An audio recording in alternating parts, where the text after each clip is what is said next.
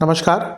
ग्रहों की गोचरीय स्थिति पर रेगुलर वीडियो पाने के लिए साप्ताहिक राशिफल, मासिक राशिफल, त्रैमासिक राशिफल और ग्रहों के बाकी गोचर पर भी रेगुलर अपडेट्स पाने के लिए, जिसके हिसाब से आप अपने जीवन में थोड़ी गाइडेंस प्राप्त कर सकें, इसके लिए मेरे चैनल को अवश्य सब्सक्राइब करें। जिन लोगों ने सब्सक्राइब कर रखा है वो ऑल ये जो नोटिफिकेशन सेटिंग होती है इसको क्लिक करें, क्योंकि कभी कभी कुछ लोग बोलते हैं उनको नोटिफिकेशन नहीं मिलती। आशा करता हूँ चैनल को सब्सक्राइब करेंगे और रेगुलर वीडियोस अवश्य आप देखेंगे।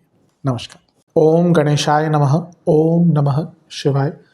मैं निखिल ज्योतिष आचार्य आप सभी का मेरे चैनल पर पुनः स्वागत करता हूँ। आशा करता हूँ कि आप सभी स्वस्थ होंगे।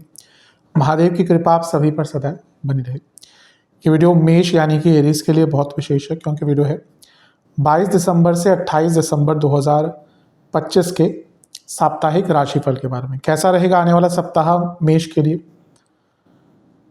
जो मेरा साप्ताहिक राशिफल होता है वो प्रमुखतः चंद्रमा और उनकी गति पे आधारित होता है। चंद्रमा एक बहुत विशेष ग्रह है, विशेषताएं चंद्रमा की बहुत हैं, लेकिन जब हम साप्ताहिक राशिफल के संदर्भ और संबंध में बात करते हैं तो पहला तो चंद्रमा की तेज गति, फिर उनका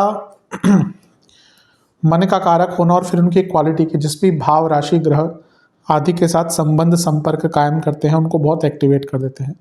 इन सभी कारणों से चंद्रमा का जो गोचर होता है वो बहुत विशेष होता है।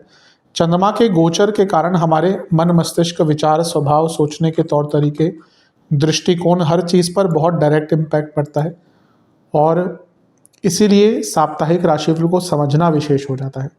इस अनिश्चिततापूर्ण जीवन में, अंधकारपूर्ण जीवन में ज्योतिष एक मात्र विद्या है जो हमें थोड़ा सहारा देती है, रास्ता दिखाकर।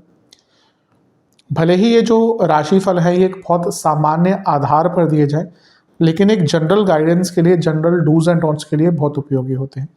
यदि आपकी लग्न राशि या चंद्र राशि मेष है, दोनों ही गाइडेंस के लिए इस राशिफल को देख सकते हैं। जहाँ से सूट और रिलेट ज़्यादा करता है वहाँ से देखिए। व्यक्तिगत तौर पर मेरा मानना है लग्न से देखेंगे तो अच्छा, इनकेस नहीं पता है तो चंद्र राशि से भी इसको देख सकते हैं। शुरू करते हैं इस अत्यंत महत्वपूर्ण राशिफल का। चंद्रमा आपके 10वें भाव में आ जाएंगे 22 दिसंबर को सुबह के 10 बजे के आसपास मकर में, और 24 दिसंबर शाम के 8 बजे तक चंद्रमा यहीं पर प्रवास करेंगे। चंद्रमा का 10वें घर में आना एक प्रकार से अच्छा ही माना जाता है आपके लिए। अगर हम देखें तो वो केंद्र के स्वामी है, चौथे घर के स्वामी है और 10वें घर में बैठ रहे हैं तो राजयोग बना रहे हैं। और यहाँ पे जब चंद्रमा आते हैं तो प्रोडक्टिविटी बढ़ती है, आपके कार्य पूर्ण होना शुरू हो जाते हैं। कुछ लोगों को करियर में रिकॉग्निशन प्राप्त हो सकती है। तो इस समय अगर देखा जाए तो आपके लिए अच्छा है।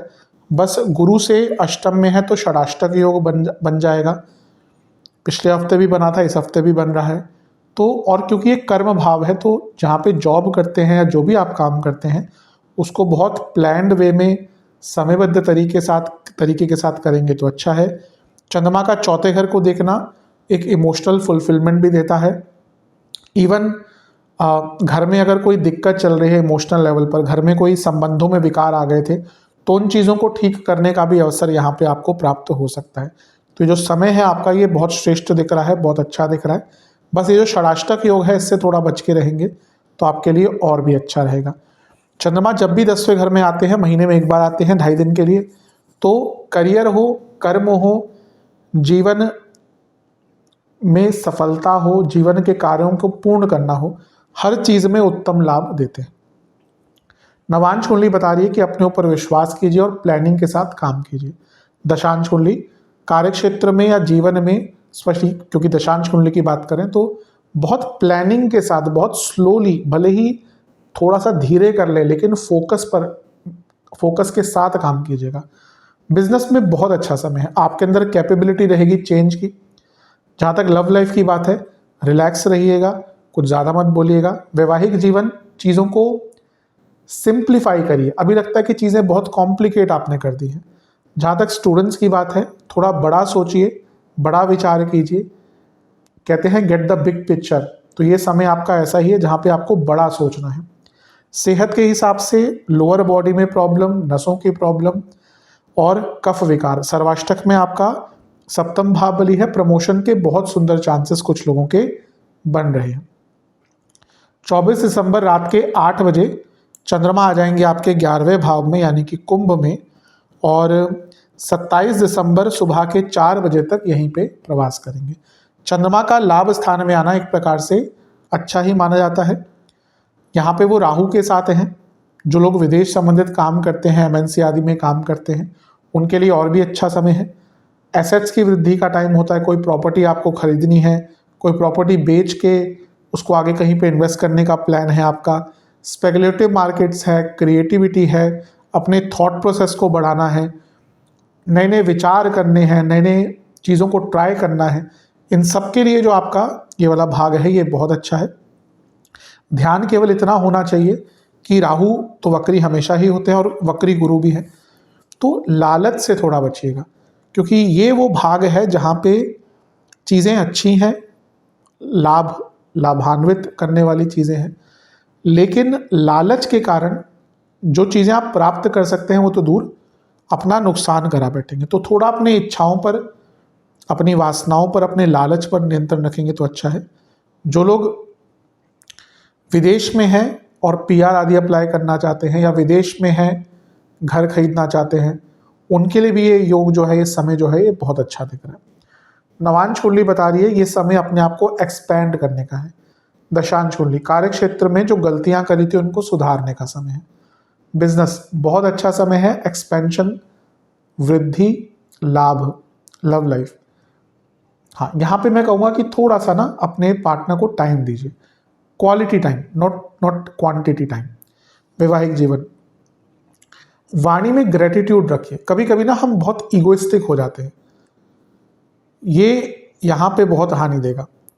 जहाँ तक स्टूडेंट्स की बात है, कुछ नया स्टार्ट करना चाहते हैं, कुछ नया आरंभ करना चाहते हैं, कहीं पे फंसे हुए हैं किसी चीज़ में, तो निकलने का मौका मिलेगा।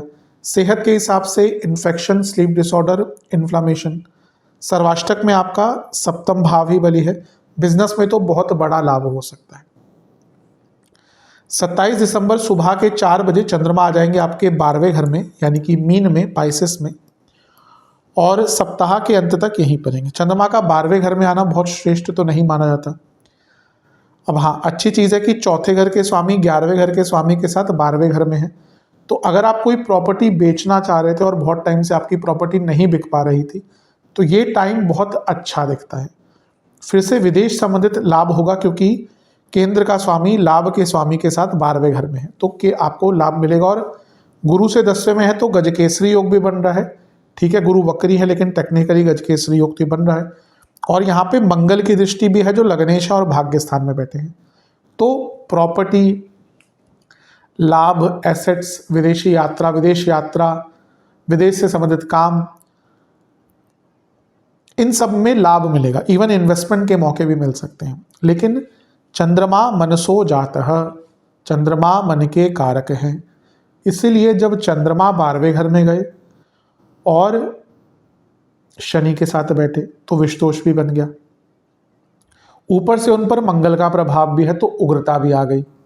और 12वें घर में तो है ही, मीन राशि में है जो संवेदनशील होती है। हफ्ते का अंतिम भाग बहुत संवेदनशीलता दिख रही है। मूड स्विंग्स बहुत होंगे, कभी कभी बहुत उदास, तो कभी कभी एकदम 2 घंटे बाद अति उत्साहित। एग्रेशन बहुत ज़्यादा रहेगा, खर्चे भी बहुत बढ़ सकते हैं। और सबसे बड़ी बात है कि क्योंकि मंगल का प्रभाव है यहाँ पे ना, कभी कभी अपने घर वालों से बहुत झगड़े हो जाते हैं। तो आई थिंक इन सब एरियाज पे अगर आप थोड़ा सा ध्यान देंगे तो आपके लिए समय अच्छा रहेगा। समय बुरा नहीं है भौतिक रूप से, पर क्योंकि मैंने कहा चंद्रमा मन के कारक हैं, तो मानसिक दृष्टिकोण से ये समय थोड़ा कष्टकारी है। क्योंकि चंद्रमा चौथे घर के स्वामी भी हैं। माता जी की सेहत का ध्यान दें और घर में कलह कलेश से बचें। नवांश कुंडली बता रही है कि वाणी में अगर सौम्यता, विचारों में सौम्यता रखते हैं तो अच्छा है। दशांश कुंडली कार्य क्षेत्र में सपोर्ट मिलेगा, बस अपने व्यवहार पर ध्यान दीजिएगा। बिजनेस में बहुत अच्छा समय है, बड़ा पैसा स्पेशली विदेश से आ सकता है। लव लाइफ, एक दूसरे को इंटेलेक्चुअल लेवल पर जानने का प्रयास कीजिए, चीज़ें बहुत अच्छी हो सकती हैं। वैवाहिक जीवन, अगर आप अपने लाइफ पार्टनर के साथ बैठकर कुछ प्लान करना चाहते हैं, फ्यूचर प्लानिंग करना चाहते हैं, बहुत अच्छा टाइम है। और प्लानिंग करनी भी चाहिए। अगर आप विवाहित हैं ना, वैवाहिक जीवन में है अगर आप, तो प्लानिंग करनी चाहिए, फाइनेंशियल हो अदरवाइज हो। स्टूडेंट्स, हाँ स्टूडेंट्स को कहूँगा थोड़ा सा ध्यान दें, हफ्ते का अंतिम भाग बहुत सुखद या बहुत सफल या बहुत स्टेबल आपके लिए नहीं दिख रहा। जहाँ तक सेहत की बात है, नसों की प्रॉब्लम, पैरों के रोग, स्लीप डिसऑर्डर, न्यूट्रिशनल डेफिशिएंसीज तंग करेंगी। सर्वाष्टक में आपका 10वां घर बली है, जो लोग जॉब चेंज करने का प्रयास कर रहे थे उनके लिए हफ्ते का ये भाग अच्छा रहेगा। उपाय के स्वरूप में शनि चालीसा का एक बार पाठ कीजिएगा और बजरंग बली को लड्डुओं का भोग लगाकर हनुमान बाहुक का एक बार पाठ कीजिएगा। आशा करता हूँ वीडियो काम आएगी। चैनल पर नए सब्सक्राइब कीजिए, वीडियो को लाइक कीजिए। मिलता हूँ अगली वीडियो में, तब तक के लिए ओम नमः शिवाय।